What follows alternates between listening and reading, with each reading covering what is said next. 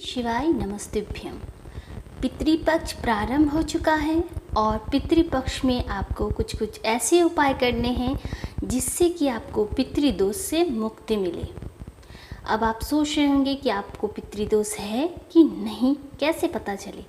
तो अगर आपके घर में सुख शांति नहीं है, हमेशा अशांति रहती है, छोटी छोटी बातों पे झगड़ा होने लगता है, कलेश मचा रहता है, घर में शांति नहीं रहती, बच्चों के साथ दिन भर चिक चिक चिक चिक चलती रहती है, रोग बढ़ता ही जा रहा है, अगर नौकरी व्यापार व्यवसाय नहीं हो रहा है, किसी को अगर नौकरी हुई भी है तो प्रमोशन नहीं हो रहा, आप बहुत कर्जा में डूबे हुए हैं या कोई आपका पैसा लेकर भाग गया है, बहुत कोशिश के बाद भी वो नहीं दे रहा है, तो ये सब पितृदोष के कारण हैं। पितृदोष की वजह से घर में कोई शुभ कार्य नहीं होता है, कुछ भी अच्छा कार्य होगा ही नहीं। अगर आप घर जमीन जायदाद लेना चाहते हैं या बेचना चाहते हैं तो वह भी नहीं होगा, शादी विवाह में देरी होती है और संतान वंश की वृद्धि नहीं होती है। बहुत कोशिशों के बाद भी आपने देखा होगा कि बहुत डॉक्टर कह देते हैं कि कोई प्रॉब्लम नहीं है, फिर भी संतान उत्पन्न नहीं हो पाता है, तो उसका सबसे बड़ा कारण पितृदोष है, क्योंकि पितृदोष की वजह से संतान उत्पत्ति में विघ्न होता है और वंश की वृद्धि नहीं होती और बाकी घर में भी सुख शांति नहीं रहती। तो इसीलिए बहुत ज़रूरी है कि हम अपनी पितरों जो हमारे पितृज हैं, पूर्वज हैं, उन्हें प्रसन्न रखें, खुश रखें। और पितृपक्ष में सबसे सुंदर मौका रहता है हमारे पितरों को प्रसन्न करने का। तो मैं आपको लाई हूँ बहुत ही आसान सा उपाय, जिसको करके आप पितृदोष से मुक्ति पा सकते हैं। ना तो आपको गया श्राद्ध कराने की ज़रूरत है, न ब्राह्मण भोज, न पिंडदान, न तर्पण।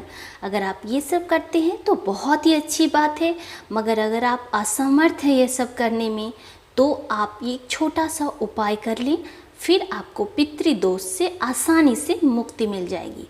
करना क्या है, आपको 27 बार भगवान का नाम लेना है।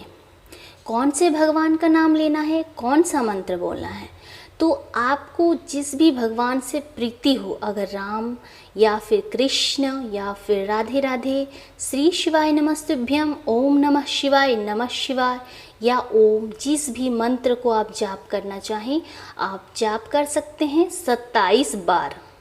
27 बार अगर आप माला करते हैं तो आप 27 मनके की माला करें। अगर आप माला नहीं करते हैं तो आप कहीं भी बैठे हो, कभी भी, कोई समय नहीं है, आप दिल से मन से 27 बार भगवान का नाम लें।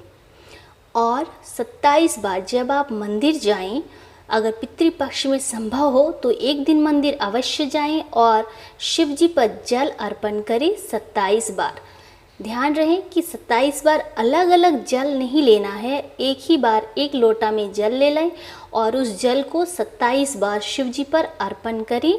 श्री शिवाय नमस्तुभ्यम, ओम नमः शिवाय या राम कृष्ण, जिस भी मंत्र को आप जाप करती हो उस मंत्रों को जपते हुए 27 बार आपको जल को समर्पित करना है।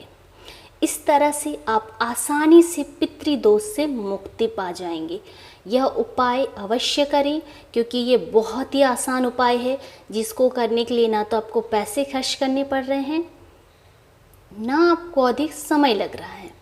आप कभी भी कहीं भी अवश्य इस उपाय को करें और जीवन में सुख व शांति अवश्य लाएं। अपने घर पे पितरों का आशीर्वाद बनाएं और पितृदोष से मुक्ति पाएं।